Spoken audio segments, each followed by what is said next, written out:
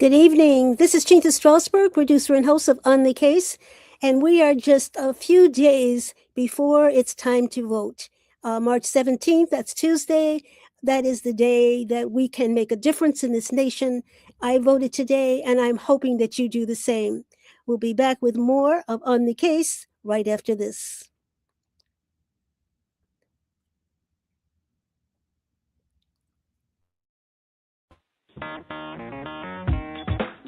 Women have the power to transform this world. We can end crime and violence if we all agree to do one thing: share. Let's share our wisdom, share our time, share our talents, share our finances, but most of all, let's share our love. This is the female solution. All right, we're back. I'm Chinta Strausberg, producer and host of On the Case. My special guest is Reverend Tyrone McGowan, and he is pastor of the Progressive Community Church. Pastor? Pastor McGowan, are you there? There you are. No, that's not it. Okay, so while we're waiting for Pastor McGowan, oh, you're here. Can you hear me? Good I can evening. hear. I can hear you now. How are you Yes. doing? Good evening. Good evening, Chinta. Thank you for having me tonight. Good to see you. Good to see you too. And our topic today is how did Reverend Jackson impact your life? You were the national youth director for the Rainbow Push Coalition, and then you got promoted to the national field director. So, Correct. when did you first meet Reverend Jackson? Yes, I first met Reverend Jackson when I was either in seventh or eighth grade. So it had to be 2000, 2001, because I did a history fair project on Reverend Jackson, Rainbow Push Coalition, and kind of voter education. And so one Saturday morning, my mom dropped me off at Push and to primarily meet with Miss Alice Tregay. And if you familiar with Yes. Chicago politics or Rainbow Push back in the day, Miss Alice Tregay was the point person for that type of work, Mhm. political organizing and voter registration. And so the goal was to attend the Saturday morning forum in person, and after I would meet with Miss Tregay for a few moments, about an hour, and that happened. But also met with Reverend Jackson and Reverend Willie Barrow and all these amazing Ms. Lucille Lohman, and it was just an amazing opportunity, an amazing moment, and that really was my bridge to Reverend Jackson and kind of the civil rights movement that I had admired at an early age. And from there, after I became involved with Push Excel, and would come periodically on Saturdays to participate in that. And then fast forward after Morehouse and Yale, I get a call from Reverend Jackson to come back and to serve as national youth director at first. And I jumped at that opportunity to learn firsthand with him and from him, and to travel the world as one of his assistants. And it was a life changing experience. And when you traveled with him, what did you see him do? He was a very humble man, very humble man. Wherever we went, in the airport, I would have to literally drag him along because I'm like, Reverend, we're going to miss this flight. He was always talking to people, shaking people's hands, taking selfies. And when we were sitting at dinner, he would always welcome someone come up to him. He would always speak, and that's what really stood out the most. He's very smart, very erudite.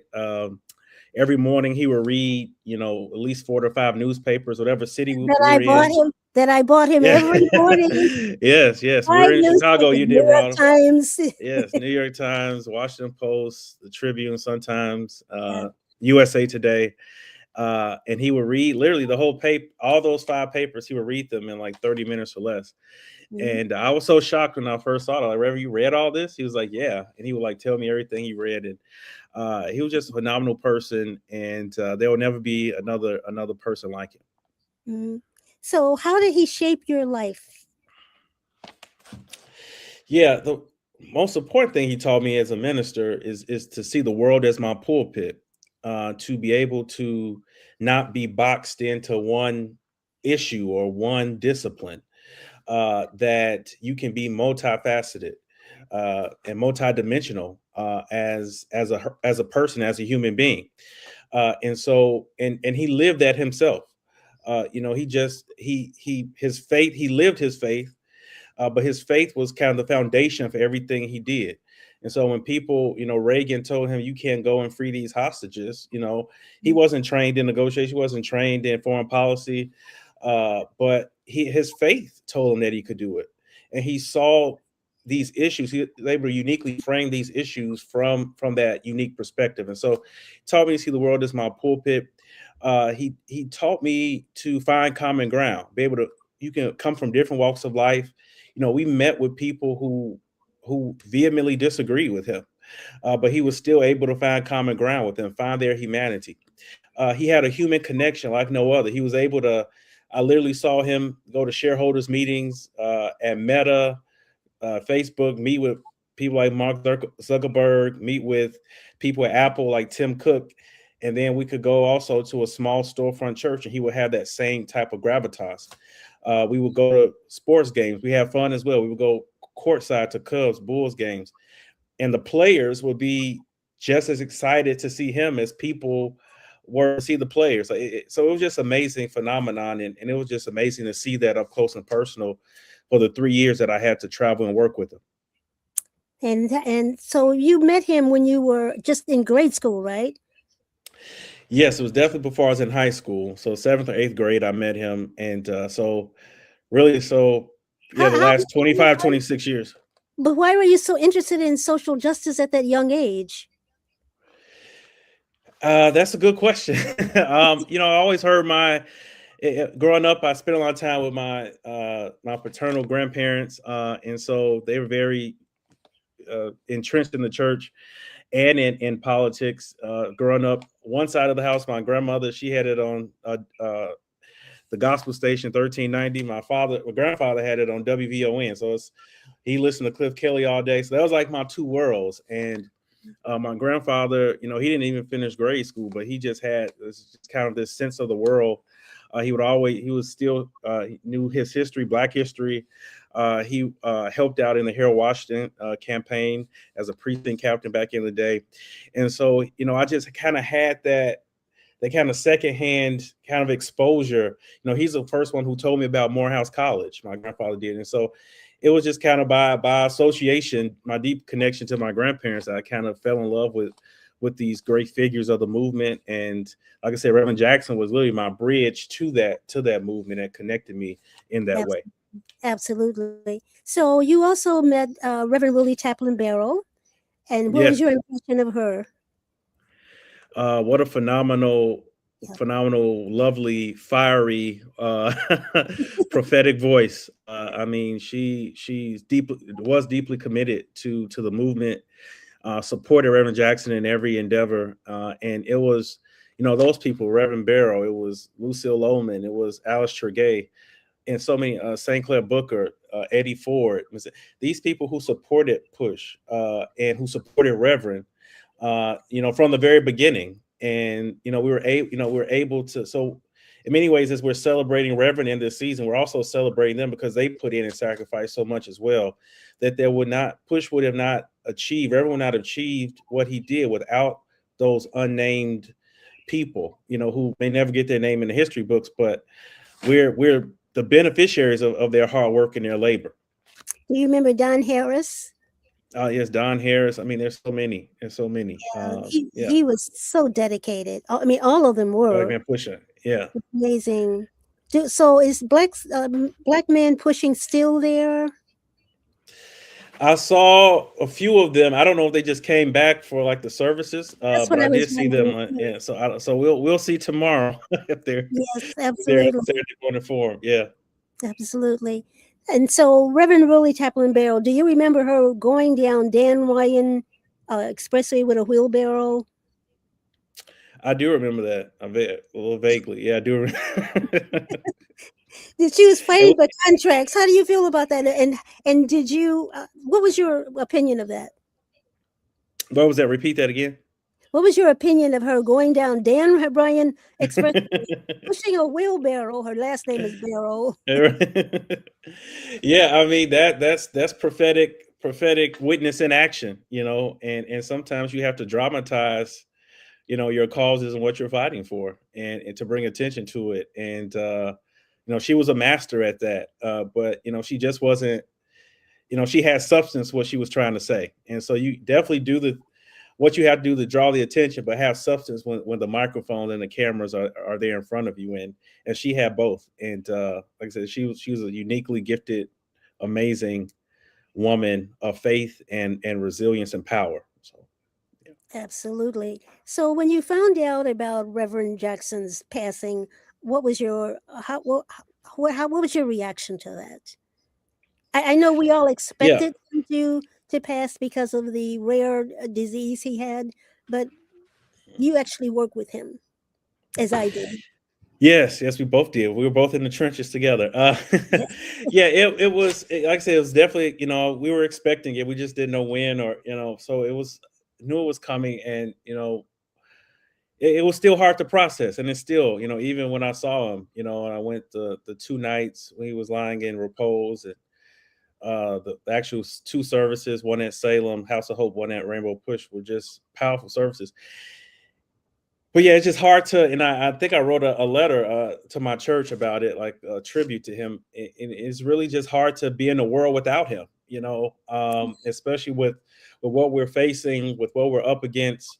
And even these last few years, as his health began to decline, just to not have his voice. I mean, he was there, but like his mind was still sharp, but just to not have the clarity of his voice in these moments was noticeable. And now that he's definitely not here. I mean, of course, he's here in spirit. It's we will continue to feel the ripple effects of his loss, and it's so tremendous because he impacted literally every sector of American society, from business, financial services, sports, media, telecom, technology, housing, agriculture. Literally every facet of our automotive industry, every facet of our economy. He had a hand in leveling that playing field, and I don't think we have anyone currently, definitely not one singular individual, who can kind of fill that void, fill that space. And so it's kind of scary, but it also presents us with an opportunity for new leaders to emerge. Oh, well, what do you think? What do you think is going to happen to Rainbow Push? Is it going to go on under Yusuf Jackson? I mean, he's doing an excellent job, but can he really handle that? Yusuf is a very smart man. He learned from the best, learned from his father and mother. I can't leave out Miss Dr. Jacqueline Jackson, who's brilliant and a freedom fighter in her own right. So Yusuf definitely has the skill set. He's a trained attorney, Yes, businessman, and he has the knowledge and the skill set to lead the movement day to day. And I think uh, he's also looking into recruiting other younger kind of ministers to help kind of shore up the faith side. I think he will definitely be the foundation for the business side and the like. Um, but yeah, it's going to be interesting to see how Push develops, and the Jackson family will still have a hand in it through definitely through Yusuf Jackson, as he has been leading these past few years, and will continue to lead. absolutely, absolutely. And so you have Congressman Jonathan Jackson too, of course, and you have Yes. former Congressman Jesse Jr. Jackson Jr. Yes. Do you think he's going to win? We will see. I think he has a good shot. I think he's had a good opportunity. I think that race is just like the seventh congressional district and the ninth. I mean, it's a lot happening in all those races, and so it's going to be interesting Tuesday night. As you said at the top of the hour, you voted today. Early voted today as well, uh, at my early voting site here in Bronzeville, and I think it's going to be great to see. It'll be a great story. Definitely a great, powerful redemption story. And just to think the possibility of one family, black family, having two sons in Congress. I mean, Absolutely. that's unheard of. And so, for Reverend Jackson and Mrs. Jackson to have produced two sons that for sure served in Congress and could serve together is just an amazing story. And we hope we see history on Tuesday night.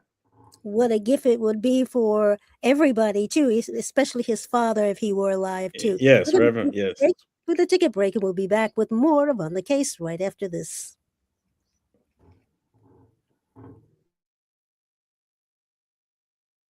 We are global transformers, changing the world from the way it is to the way it should be. We are one. Wherever we live on this earth, we are one human family. On behalf of our team of radio hosts, I'd like to extend a greeting to all the members of our family, whenever and wherever you may be listening around the world. To our family in China, Ni Hao. In India, Namaste. In Japan, Konnichiwa. In Korea, Annyeonghaseyo. In Russia, Здравствуйте. In Germany, Guten Tag. In Poland, Dzień dobry. In France, Bonjour. In Spain, Hola. In Italy, Ciao. In Egypt, Ahlan wa sahlan. In Ghana, Akwaba. In Nigeria, Peleo. In South Africa, Sawubona. In Senegal, Nangadef. In Kenya, Jambo. In Israel, Shalom. In Pakistan, Afghanistan, Palestine, and Saudi Arabia, Assalamu alaikum. Greetings, and may peace be upon you all. Join us live on the on-air radio network called 727-731-5192. We want to talk to you.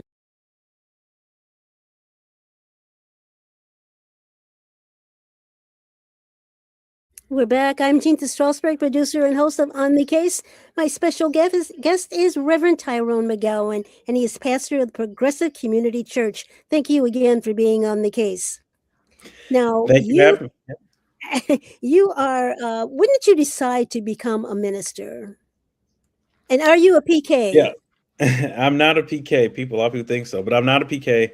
Okay. Really the first in my family to be in ministry, immediate family to be in ministry, ordained ministry, I should say. But yeah, just always grew up in church, felt a call at an early age. Like I knew while other people, kids my age were out playing. I mean, I played too, but I would also like to, sit my Power Rangers down and preach to them like they're in the pews and I have on my bathrobe and serve them communion. And that was like 7 or 8 years old. I was doing that, and definitely influenced by my late pastor growing up at First Unity Missionary Baptist Church, the late Reverend Dr. E.J. Jones. Played an instrumental role in my life, and yeah, kind of preteens definitely felt an urge to really start formally preaching and teaching. And so I met with my pastor and we prayed about it.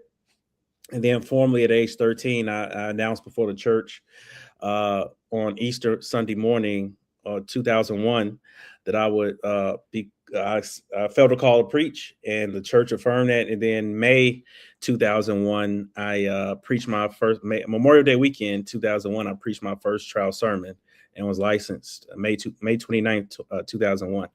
So yeah, it's been at it for a while. That's amazing. And then when were you appointed to Progressive Church, Community Church?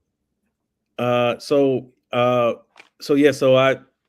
was called to serve at Progressive 2 years ago now, 2024. I'm the fourth pastor, coming after Pastor B. Herbert Martin, who retired, who was a legend here in his own right. So it's great to come behind him, a man with such dignity and grace as a leader. And so I was voted on by the congregation. They did a whole search with, I think, over 110 candidates applied.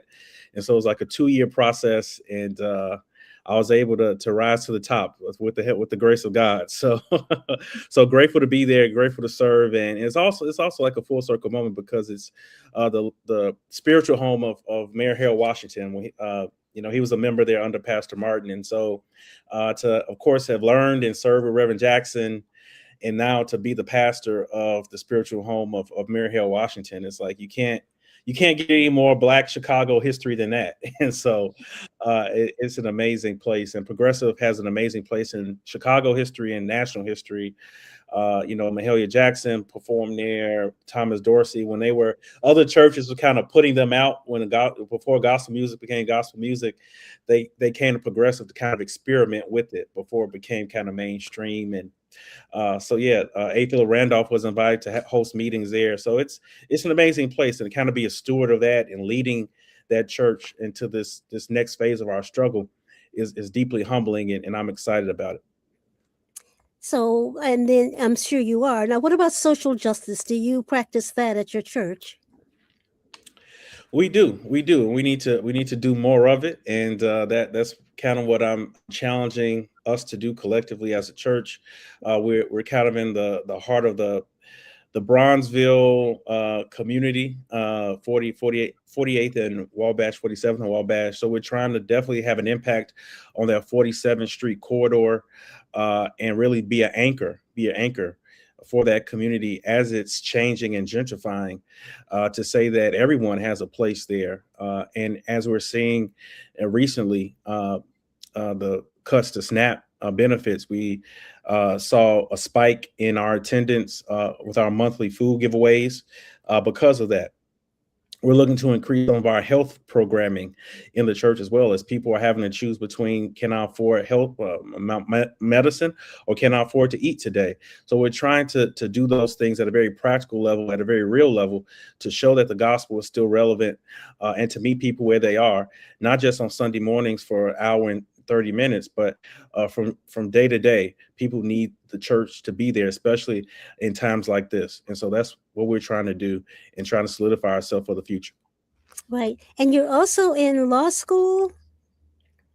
Yes, I'm finishing up in law school at Chicago Kent. I graduate on May 17th, 2026 at 2:30 p.m. I can't wait. And so yeah, I'll have a law degree, and yeah, that's another tool set to be able to fight for our people, and to advocate for our people. And I'm excited to join in that great tradition of pastors who are also lawyers and attorneys, like Reverend Wilson, Reverend Attorney Aaron McLeod, and so many more, who are in those same, that have that same vocational calling. And so I'm looking forward to passing the bar in July, and coming out with flying colors, and hitting the ground running here in Chicago. I'll be unstoppable by then. So gotta. Well, that's absolutely awesome. And so, what are you going to go for another degree? You have how many degrees now? This will be three. This will be it for a while. I won't rule anything out, but I think after this, I'm going to definitely, focus on marrying law and politics, and faith together in some way, and we'll see if the door opens up for something else. But it was really, I after Yale, my degree at Yale, I wanted to go to law school, and I applied, and I got waitlisted where I really wanted to go. So I kind of got discouraged and said I'll retake the LSAT. And I did, but it took me a while, because I started working with Reverend Jackson and traveling with him in the meantime, and didn't retake the LSAT until the pandemic. But it was really my time with Reverend that really showed me the benefit of having a law degree. Because, we were in these rooms, for example, in Flint, Michigan. We were there at the height of the water crisis in 2015, 2016. And we were, because of who he is, we were there in the where Mayor Weaver was, where Governor Snyder was. They were making these decisions, and they also had people with law degrees at the table with them. And so I saw how a ceiling was placed on my advocacy. And so now that I have this law degree, like I said, it won't be able to keep open, because I won't have that ceiling anymore. And so I'm grateful that I'll have this new dynamic to add to my arsenal of theology, faith, social justice, and now the law. So yes. Good, good. So, what do you think of the president? I hate to call him president, but what do you think about? Yes. I don't know, how much time do we have? Are we I think he's doing what he said. I mean, he said he was going to do all this. He's fulfilling on his campaign promises. He's making himself and his friends at Mar-a-Lago very rich, and hurting everyday hardworking people. And so we have to fight. They're trying to gerrymander this election. That's why I'm glad you mentioned again voting at the top of the hour, because we have to take back the House. We have to take back the Senate to kind of put a stop to some of this madness. And because literally people's lives are at stake. We're seeing this unnecessary war he's gotten us in. in Iran for no reason. And these are the things that Reverend Jackson will be talking about. He would have, the first day of early voting, he would have taken a group downtown to vote, a caravan of people to vote. He will be speaking Absolutely. against this unlawful, unconstitutional war that this president has been led by Netanyahu to get into. And so, we have to fight this. We have to stand up, and we have to resist in our own ways, in our own unique ways. And that's what Reverend Jackson will want us to do, to find that moral higher ground in this moment. And we're still battling against, as Dr. King said, those three triplets of racism, militarism, and capitalism. We're still literally, from that speech he gave April 4th, 1967 at the Riverside Church in New York to today, we're still fighting those three evils. And unless we come together and put our differences aside, and that's what Dr. King was trying to build with the Poor People's Campaign, poor whites from Appalachia, Black people from inner city, Native Americans. Because when we all come together and build a rainbow coalition, no one can stop us, because we are more powerful than the 1%. They need us more than we need them. And so we have to come together, put these differences aside, and let's go to the polls and vote our interests collectively, and stop letting them divide us along these petty kind of racial, religious lines that at the end of the day don't even matter. That's so true, and I'm glad you said that, because I know Father Flager always says, don't let them divide you over crumbs, because that's Exactly. what we're fighting for. We're fighting for Right. crumbs, and we're there at the table eating the finest steak and lamb Yes, and everything, and drinking the high. We're fighting literally for crumbs at the table, if there's any left. that's absolutely Yeah. right. So, do you think that he will be impeached? Trump will be impeached. Should he Unless be impeached? He should definitely be, but with this current composition of the Congress, no. Unfortunately, I'm grateful that he fired Christy Nome. That's probably the best thing he's done. But Yes. he's going to just put someone else in to continue the same policies, just without her kind of fanfare. And so, the policy is still there, but the personality changes. And so, this is an assault on our communities. We're having people afraid to come out of their house, afraid to go to take their kids to school, afraid to go to church, afraid to go to the grocery store, afraid to shop. This is affecting our economy, affecting the everydayness of our lives. This is not he claims that he wants a Nobel Peace Prize, and that's the funny part about That's a joke. it. That is a He's so jealous of Obama and what and so I think that's really what fueled his whole candidacy. That night Obama made fun of him at the White House Correspondents' Dinner. I think that really ignited something in him to say, look, I'm going to run, I'm going to win, and I'm going to do whatever, win at all costs. And I think, yeah, so we're just living in this nightmare, and we have to bring it to an end, and we could do that with these midterm elections. What about the racism that he has started in this? Well, racism has always been in America, but Yeah. it seems like the I think racists are crawling out of the woodwork yeah, now. he has normalized it and mainstreamed it in such a way. This MAGA republicanism, they're very bold now, audacious. I think with the Oscars, they said something with Michael B. Jordan saying the N-word. I mean, it's just so blatant now, because they have this cover from Trump in the White House that, hey, it's okay now. It's okay to be misogynistic. It's okay to shun women. It's okay to dismiss blacks, because this is what we do. Look at his cabinet meetings that they show on when he does them once a month now on TV. It's very white, very male, very rich. And that's what their version of America is. And so we have to say that there's a different version of America, an America that's inclusive of everyone from every walk of life, from every nationality, has a voice, has a place at the table, and we cannot be exclusive and look at the world through a keyhole. Trump views the world through a keyhole and not a broad window. We have to have a holistic view of America and the world, and not just see through this myopic, microscopic keyhole that he and the Pete Hegseths of the world see through. Well, Pastor Reverend Tyrone McGowan, pastor of the Progressive Community Church, thank you so much for your words of wisdom, and congratulations again on becoming a lawyer on May the 17th. Thank you so much. And May 17th is also the anniversary of Brown versus Board of Education. So that's a Wow. very important day. And so, yeah, to get my law degree on that day is even more special. And my brother's birthday as well. So Well, thank you thank so you. much. Pastor. Thank you, Thank you. Chinta. You're Thank you for welcome. having me on the case. We'll be Anytime. back. Thank you. All We'll be right. back with Bye. more of On the Case right after this.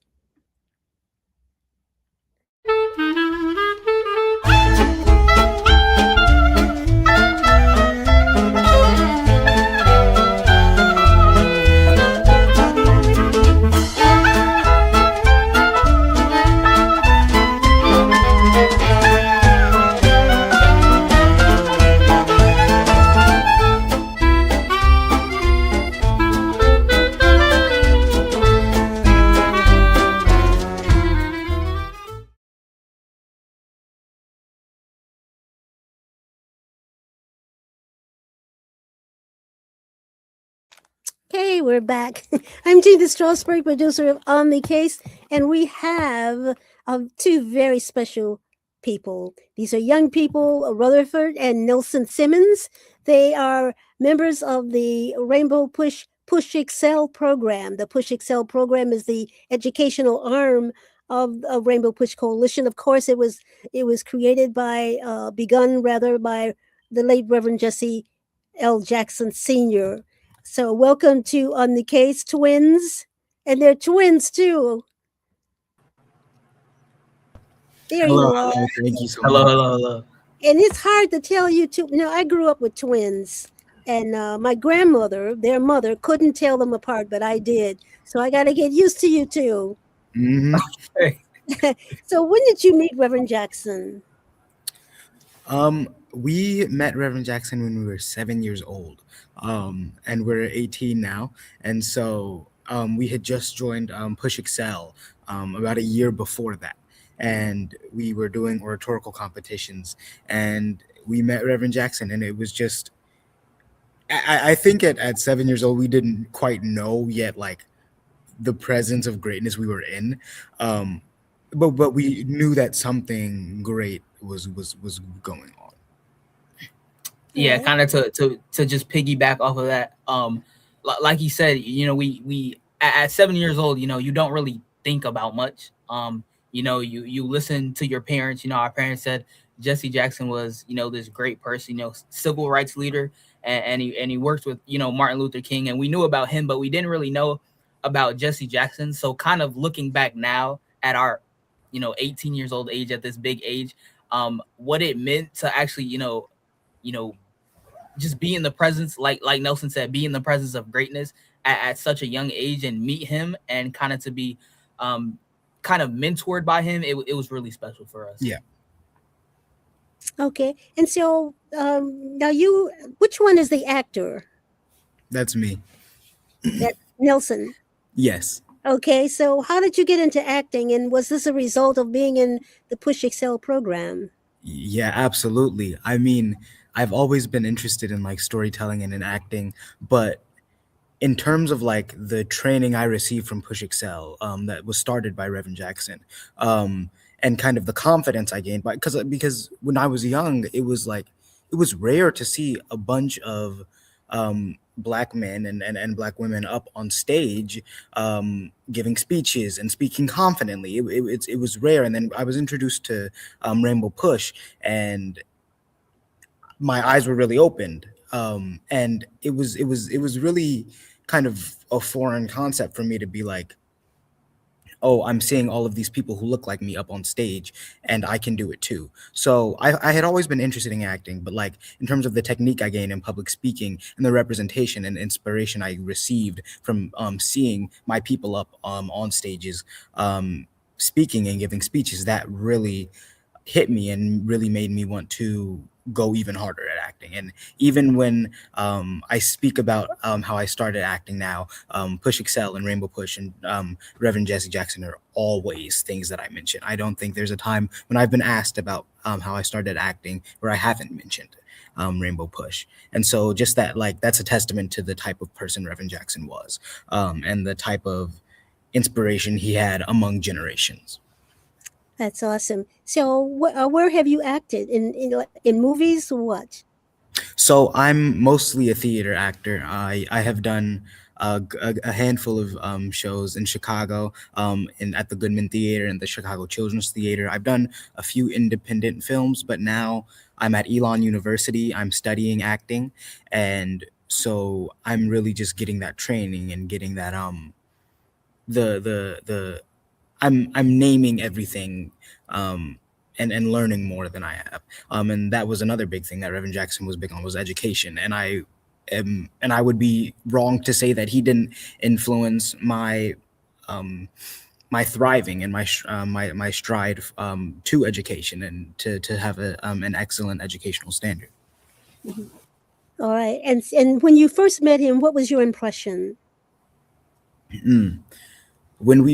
I mean, Rutherford, you can jump in too, but like at least for me, when I first met him, I was just, I mean, I was 7 years old, and so it's difficult to recall. But I do remember when I was getting older, a few adjectives. I was really awestruck, honestly. And it was less even like because he was very humble, and so it was like when I heard all these different people talking about how he touched their lives, it was kind of the culmination of that, where I was like, oh, this is a great man. This is a very, very kind, warm man, especially to youth, who inspires the youth and who inspires children and who lets them chase their dreams and go after their dreams and allows young Black kids to be dreamers when this world does not. And so I would say that was one of the big takeaways I had from meeting Reverend Jackson, was that he allowed me to be a dreamer. Okay. And Rutherford, Yeah, what about you? yeah, I really want to focus in on that word humble, because the first time I really like understood, or the first like real moment that I met him, was at the Saturday morning forum, which I was asked to speak on, and I was asked to deliver his 1988 Democratic National Convention address. You know, I had studied it. I had actually watched his speech beforehand, and I had delivered it earlier at the oratorical competition. Then I was asked to give it on the forum. And after I had done that, he went up to me. He lifted me up in the air, and then he gave me a hug.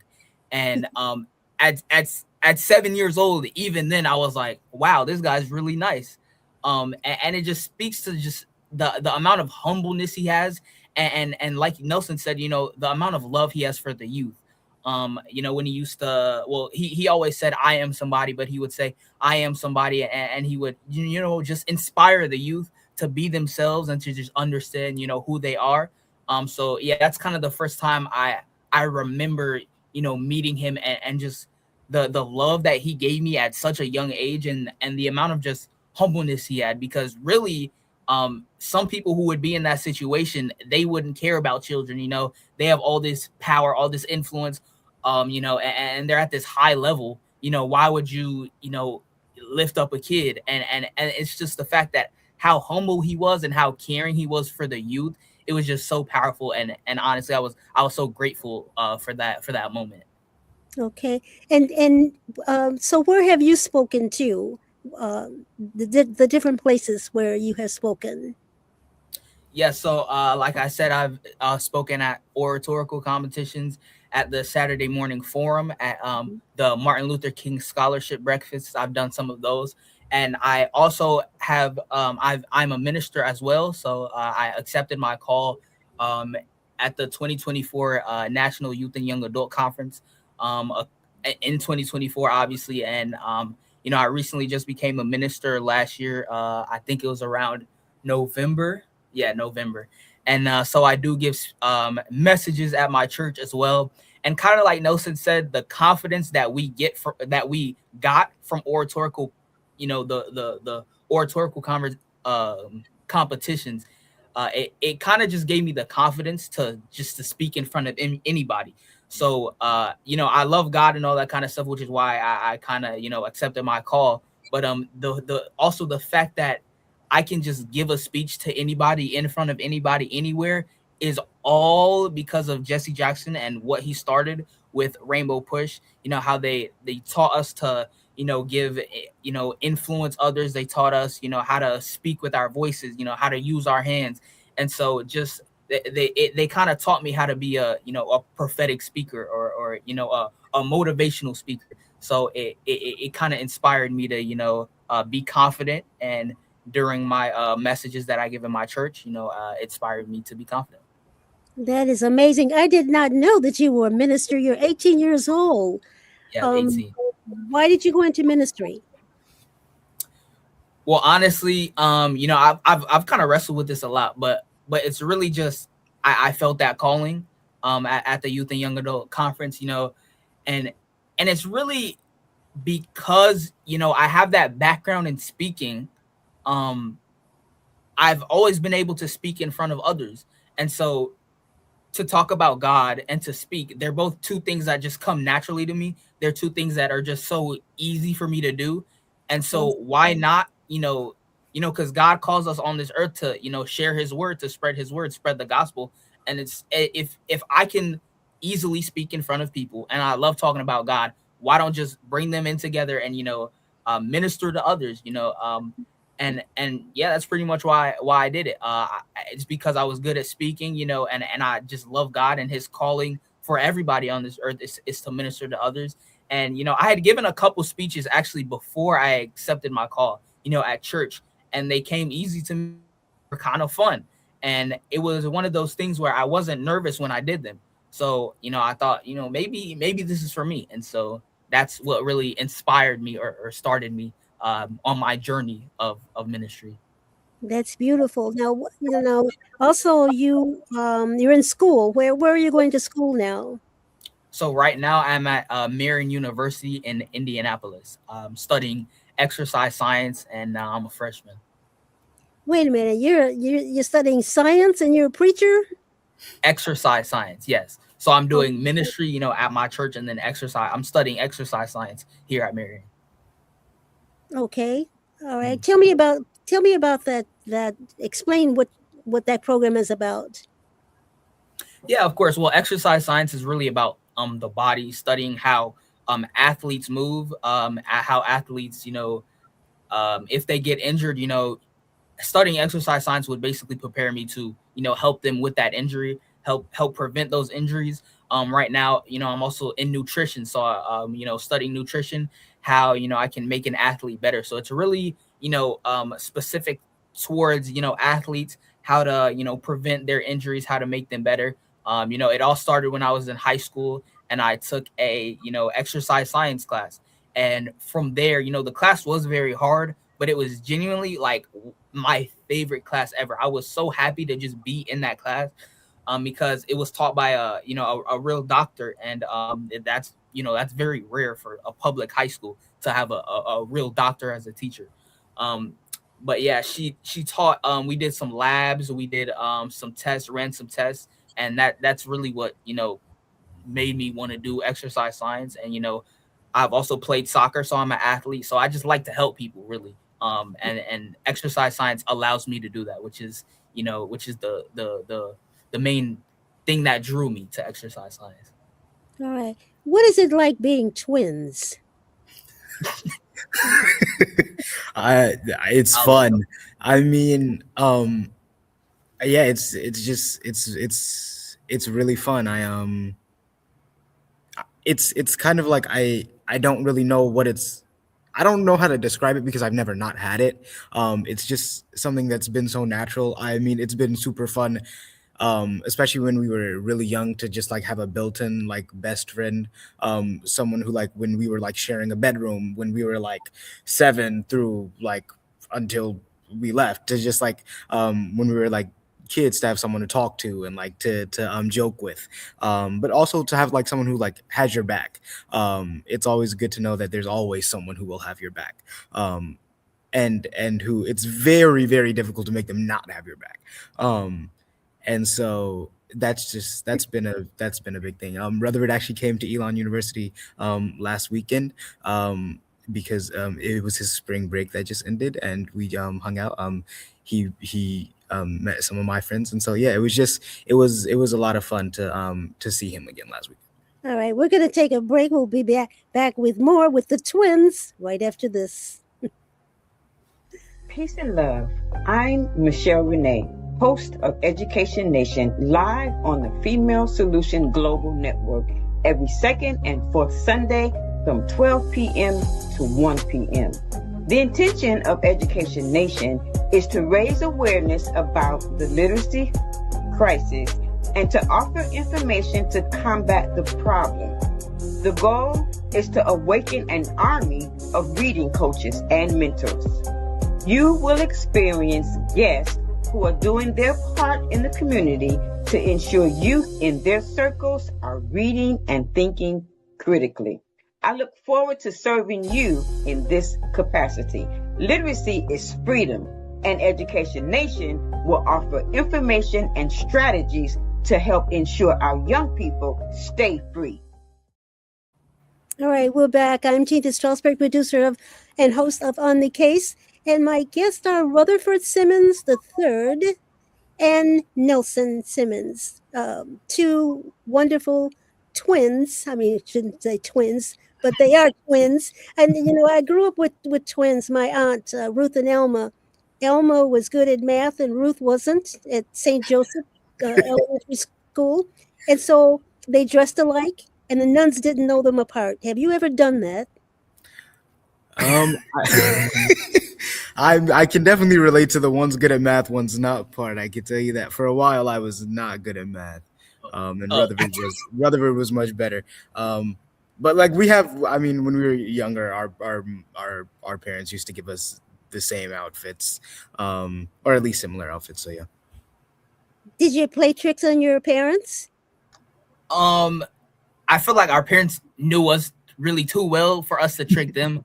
But when it came time for us to go to school, and one of us had glasses and one of us did not, and class started, I would take his glasses, or he would give me his glasses, and we would just trick the teacher, switch seats, and that was pretty funny. And see how long it would take for them to notice.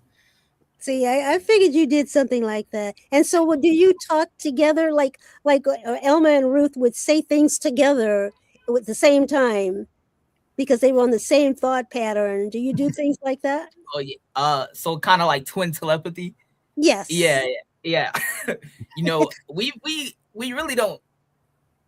Sometimes we say things together. For example, like some people will ask us like, "What's your favorite?" We've been asked, "What's your favorite vegetable?" And one time I remember we said like broccoli at the exact same time. Mm-hmm. So there is definitely something there. There's that mind body connection between us. But yeah, I feel like just being twins, we do say a lot of the same things, do a lot of the same things, have a lot of the same like mannerisms, because we're twins basically. Absolutely. And so what are your goals in life, Rutherford and then Nelson? So like I said, right now I'm studying exercise science, and as well becoming I'm a minister right now, spreading God's word. So I really do want to not only do something in regards to exercise science, but in the realm of ministry as well. I haven't, I've thought about doing something in the realm of like online ministry, because I know that's something that is very powerful, that has touched me as well. I will scroll on TikTok sometimes, for example, and I'll see a video, that somebody is sharing about God, and it'll just really kind of ground me and really, just help me understand, like, this is something that I could see myself doing. I'm good in front of a camera, I'm good in front of others. So, I have definitely thought about, online ministry. And then with the exercise science realm, I'm not really sure yet. There's so many pathways in exercise science. You can be an athletic trainer, personal trainer. You could be a coach. There's so many options. Right now, I am kind of looking towards athletic training, which is, I'd be the one on the field. If you get injured, I'll run on the field with a Medicaid or whatever, and bandage you up, or diagnose that injury, because I did pull my hip flexor one time. So, I'd hope to be that same person who ran on the field and helped me out. All right. What about you, Nelson? Yeah, for me, I am, like I said, I'm studying acting with a BFA at Elon University. So I'm really looking into going full-fledged with that in the future. On hopefully Broadway is the goal, in a play or maybe a musical. But then also I'm really interested in writing, and so there's a play that I'm writing that I'm actively working on and developing. And there's multiple plays that I'm writing, and then there's poetry, which I'm really interested in. I actually have a poetry and photography book published. I published it Ooh, I don't even remember when. I think I published it my junior or sophomore year of high school. Um, and so I'm really looking at continuing with that. Kind of sharing my voice in those unique creative ways. That is amazing. Now you guys have not talked about politics. Are you interested in politics? I mean, you came out of Rainbow Push and that was very political, social Yeah, justice. absolutely. So something that I think about often is the political state of our world, because how could you not? And I know I want to spread a message out there some way. Like, for instance, when George Floyd was killed, and all the riots started happening worldwide, or in this nation, I was upset, because that's not how we were supposed to handle dealing with that. That was not the way that Rainbow Push and Reverend Jackson talked about dealing with it, with social injustice. Um, and so it was really that inspired me, and that gave me that kind of inner impulse to write a letter to the rioters. I titled it "My Pissed Off Letter to the Rioters," and I sent it um of to the newspaper and got it published there. And so that was kind of my first really real grounded introduction into like me kind of engaging in social activism.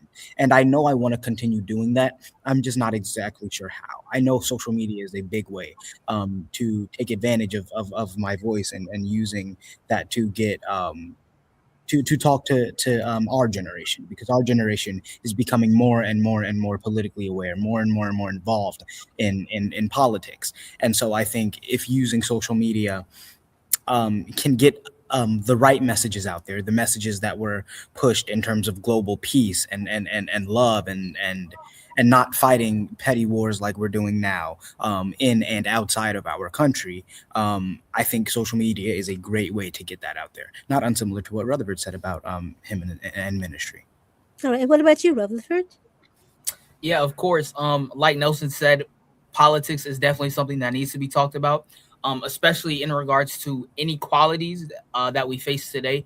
For example, speaking about like ICE, I actually included ICE, kind of talking about that whole scenario in my message. I gave it a little, like a brief point in one of my, my recent message that I gave at my church, and it was kind of just the fact that that oppression, why?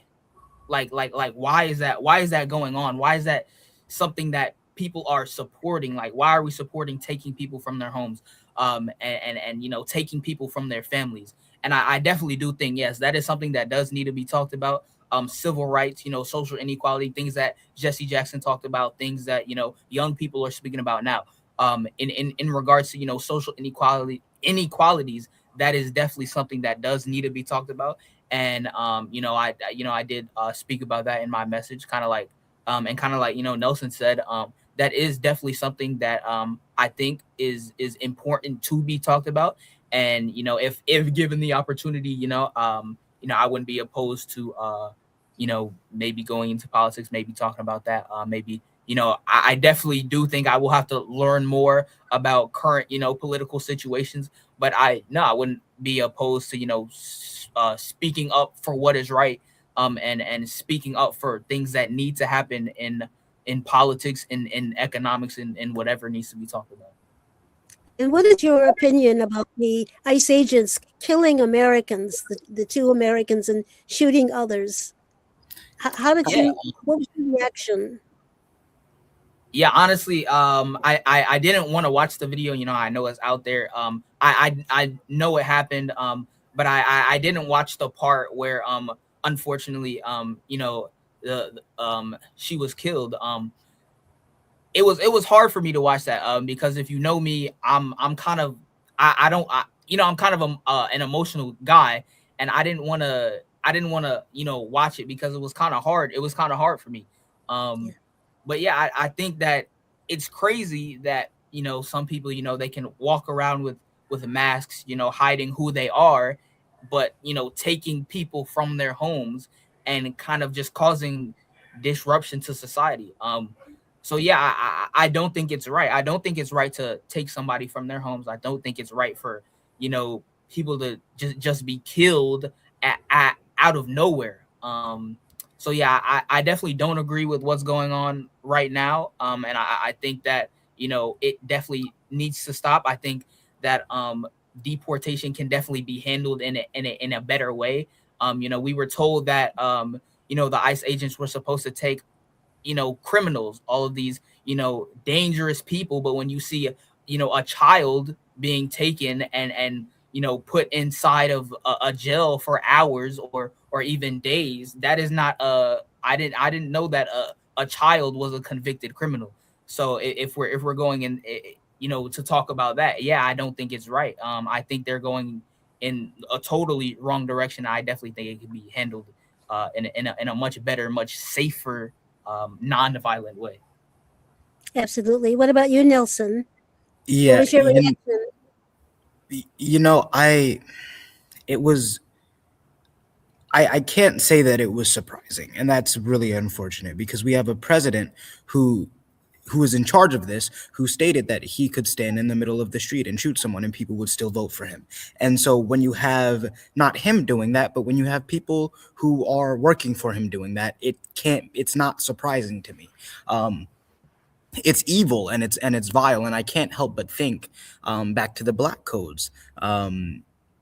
But really kind of the jumpstart of the Jim Crow era ish, when you have all of these laws barring people from doing certain things and ultimately from existing as themselves. And I can't help but think that that is exactly what is happening now with ICE. ICE is something that is sent to enforce people being themselves in spaces where they should be allowed to be themselves and should be allowed to literally live. And it upsets my spirit, not only as a Christian but just as a human being, like it should all of us. I think that when you have evil like this spreading throughout the world, there's already, and you just add it's just piling more and more evil on. And when you have someone like Renee Good, who is standing up for the rights of all of these people, when you have someone like her who is actively speaking out against the social injustice that is facing her, and then killing that social injustice, it's an attempt to scare us. And I think that we must not be scared, and that's kind of one thing that I think, because that's a big thing about in the civil rights era. That was huge. It was like, in the face of injustice, in the face of you actively trying to diminish our voices, we have to be perseverant. We have to pursue justice anyway.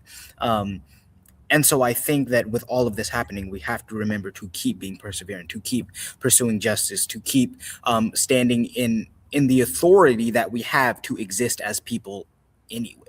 And it doesn't matter what skin color we are, what race, what gender we are, what religion we are. When we see evil happening in this world, evil is evil, and there is. And that's what it should be. It shouldn't only be one group standing up for that group, because eventually it will, if it keeps being allowed, it will turn to be us, and then it will turn to be them. And so I think it is a thing like Rainbow Push. It needs to be global. It needs to be everybody coming together and pursuing justice for one common good, because that's the only way that we will get to a solution, is if everyone comes together. Absolutely. And what grade, we're almost out of time, but what grade would you give Trump? F minus. Yeah. If I could give him a Z, I would. We're going 0% on this one. I'm gonna have to give him an F. All right. And then, have you voted yet? No, we haven't voted yet. I'm currently in Indianapolis right now. But I am 18, so I can register, and I do encourage everybody to register. Because of this, actually, I will probably be registering right after this, so I can vote. Yeah, because I know it's happening. But I do encourage everybody to vote. Yes, that is something we need to do. Like Trump said, he said if the Republicans win, he will be impeached, and so let's get on it. We vote. Give him his wish, huh? Yep. Thank you so much, Nelson Simmons and Rutherford Simmons III. Thank you so much for being on the case, and good luck for your future. You're brilliant young boys. I mean, men. Sorry, 18, you're men. Thanks for Thank being you for on the having us. case. You're Thank welcome. you so much. Thank You're you. welcome.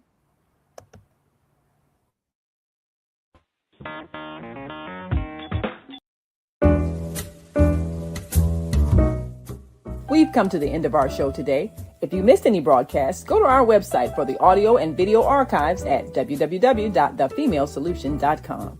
On behalf of our team of radio hosts, I'd like to thank all of you who participated in today's discussions. And to our global family joining us from all around the world, we say thank you. To our family in China, xie xie. India, Dhanyavad. Japan, arigato. Korea, kamsamnida. Russia, spasiba. Germany, danke. Poland, dziękuję. France, merci. Spain, gracias. Italy, grazie. Egypt, shukran. Ghana, madasi. Nigeria, eshe. South Africa, ngiyabonga. Senegal, jareh. Kenya, asante. Israel, toda. Pakistan, shukriya. Afghanistan, tashakur. Saudi Arabia and Palestine, shukran. Assalamu alaikum wa rahmatullahi wa barakatuhu. Thank you, and may peace be upon you and the mercy of God and God's blessings.